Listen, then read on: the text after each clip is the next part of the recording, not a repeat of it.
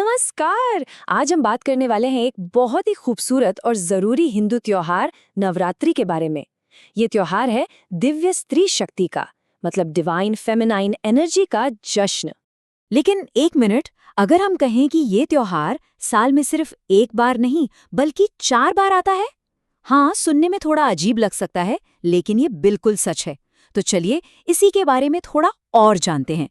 तो चलिए सबसे पहले इसकी बिल्कुल जड़ों तक चलते हैं।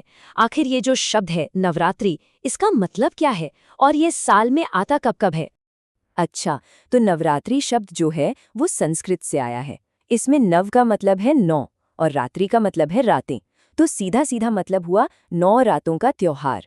ये 9 रातें देवी दुर्गा और उनके 9 अलग अलग दिव्य रूपों की पूजा के लिए समर्पित होती हैं।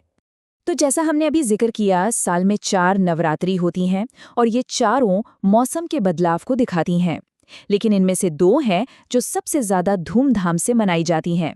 एक वसंत में, जिसे हम चैत्र नवरात्रि कहते हैं, और दूसरी शरद ऋतु में, यानी शारदीय नवरात्रि। एक अंदाजे के लिए 2026 में देखें तो चैत्र नवरात्रि 19 मार्च से शुरू होगी और शारदीय नवरात्रि 11 अक्टूबर से। तो ये जो 9 दिनों का जश्न है, इसकी शुरुआत होती कैसे?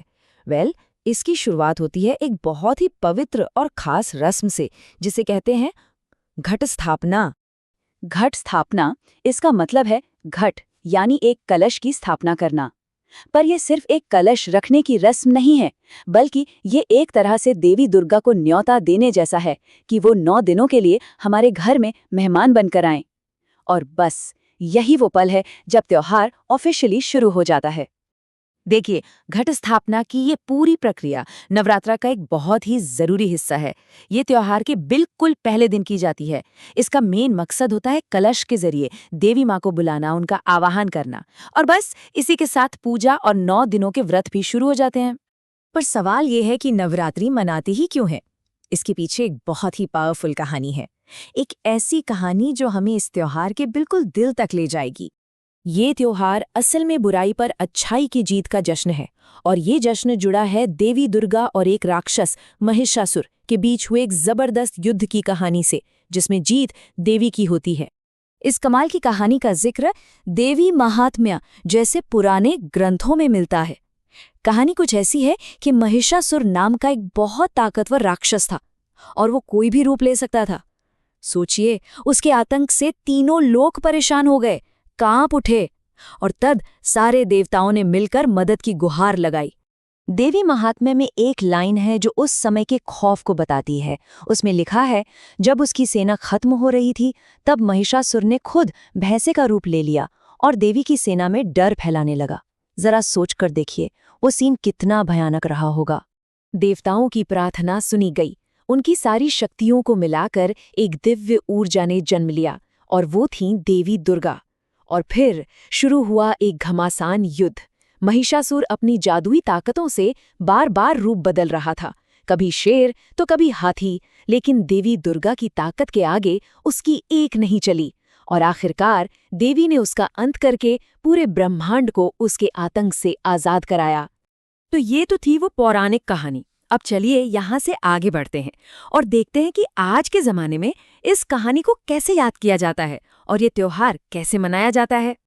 ये देखिए, ये आज का चित्रण हमें यही दिखाता है कि हजारों साल बाद भी बुराई पर अच्छाई की जीत की ये कहानी हमें कितना इंस्पायर करती है।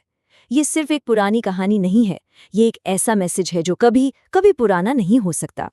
इन 9 दिनों के दौरान लोग पूरी श्रद्धा से बहुत कुछ करते हैं, जैसे व्रत रखा जाता है, मंत्र और भजन गाए जाते हैं, और खास सात्विक खाना बनता है, मतलब शुद्ध शाकाहारी भोजन जिसमें प्याज और लहसुन भी नहीं होता। और हाँ, शाम होते ही गरबा और डांडिया की धूम मच जाती है, जो इस त्योहार में एक अलग ही रंग भर देते हैं। और एक और बहुत मज़ेदार चीज़ है, 9 दिनों के 9 रंग। जी हाँ, हर दिन का एक खास रंग होता है, और लोग कोशिश करते हैं कि उसी रंग के कपड़े पहने। जैसे 2026 की बात करें तो त्योहार के पहले दिन का रंग होगा ऑरेंज, जो देवी शैलपुत्री को समर्पित है। ये छोटी सी परंपरा है, लेकिन पूरे माहौल में एक अलग ही एनर्जी और खुशी भर देती है। तो अब आखिर में जरा इस त्योहार के गहरे मतलब को समझते हैं। इसके उस संदेश को जो हमेशा हमारे साथ रहना चाहिए। तो मतलब नवरात्रि सिर्फ नाच गाना और पूजा पाठ तक ही सीमित नहीं है। ये हमें उस दिव्य स्त्री ऊर्जा यानी शक्ति की याद दिलाता है जिसने इस पूरे ब्रह्मांड को बनाया है और जो इसकी रक्षा भी करती है। ये उस ताकत का जश्न है जो बनाती भी है और बचाती भी है। और आखिर में ये त्योहार हमारे लिए एक सवाल छोड़ जाता है। ये हमें अपने अंदर की किस ताकत को जगाने की याद दिलाता है। ये एक ऐसा सवाल है जिस पर सोचा जा सकता है।